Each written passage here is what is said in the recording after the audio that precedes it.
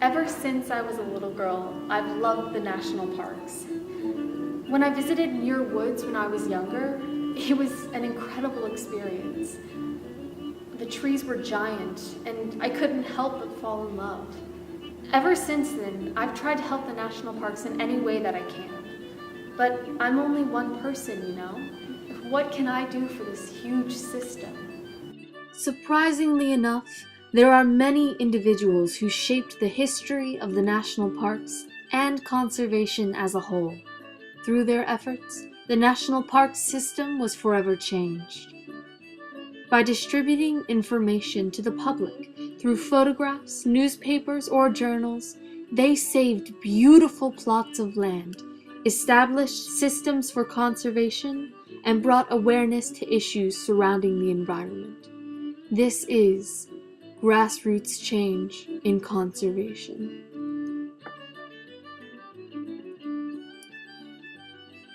John Muir was a naturalist born in Scotland who studied botany at the University of Wisconsin.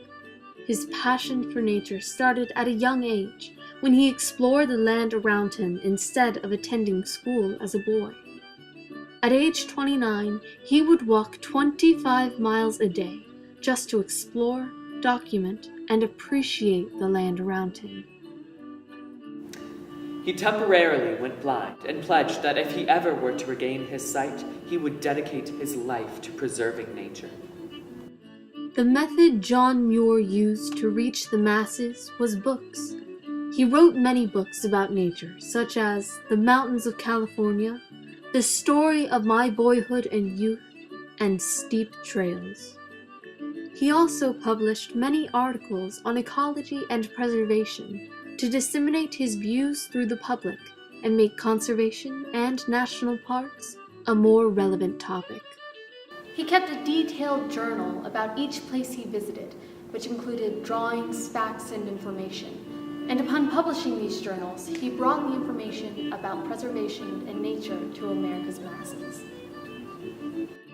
In addition to this, he was integral in the establishment of Yosemite National Park, the nation's third national park, and he founded the Sierra Club, a group dedicated to instigating political change in support of conservation that is still doing good today.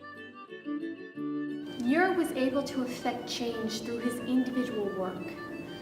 His desire to spread the information he collected with the higher-ups and common literate people alike ultimately led to his success in conservation. Another individual contributed to the grassroots change of the conservation movement and National Park Service, Robert Sterling Yard. Yard was born in 1861 in Haverstraw, New York. After graduating Princeton in 1883, he went on to work as a reporter and editor for the New York Herald. But then, a friend in the Department of the Interior approached him and asked for his help supporting the formation of the National Park Service.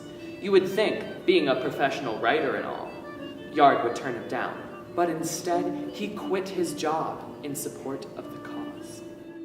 By 1917, Yard had compiled writings and articles about every place in America that he thought should be a national park. In total, it was called the National Parks Portfolio. This compilation went to nearly 270,000 people across the country, as well as to every member of Congress.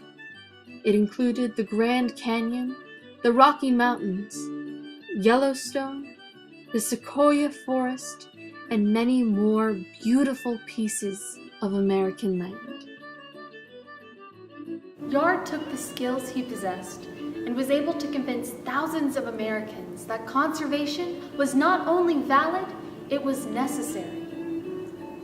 The information he collected was the key to establishing the National Park Service, and therefore was the key to saving beautiful land for years to come. Another influential figure associated with grassroots change was George Masa. Born in Japan in the 1880s, he migrated to the United States around 1900. Although he was studying mining engineering at Mai's University in Tokyo, he continued with his education at the University of Colorado. He found his way to Asheville, North Carolina as a young adult, and there he fell in love with the Great Smoky Mountains. Unfortunately, the mountains were being decimated by logging companies eager to chop down every tree.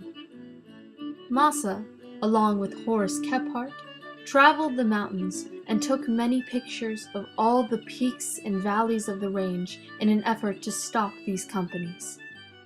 He waited for hours to capture the perfect shadow or light, creating beautiful pictures of the places he spent so much of his life in. He photographed Katie's Cove, Clingman's Dome, Newfound Gap, and chimney tops in the Great Smoky Mountains. But he didn't just take photographs. He measured distances for the entire park.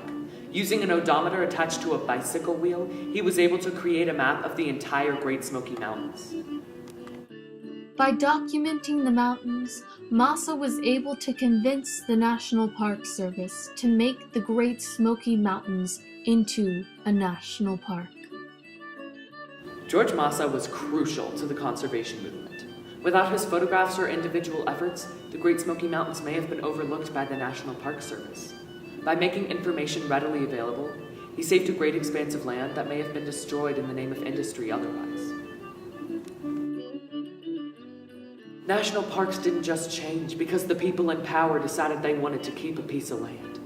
The people of America were able to effect change given the drive and the opportunity. Through obtaining and distributing information about the national parks and beautiful land, grassroots change occurred and helped to further the conservation movement in the Progressive Era and beyond. Whether through Muir, Yard, or Masa, grassroots change altered the national park system for good.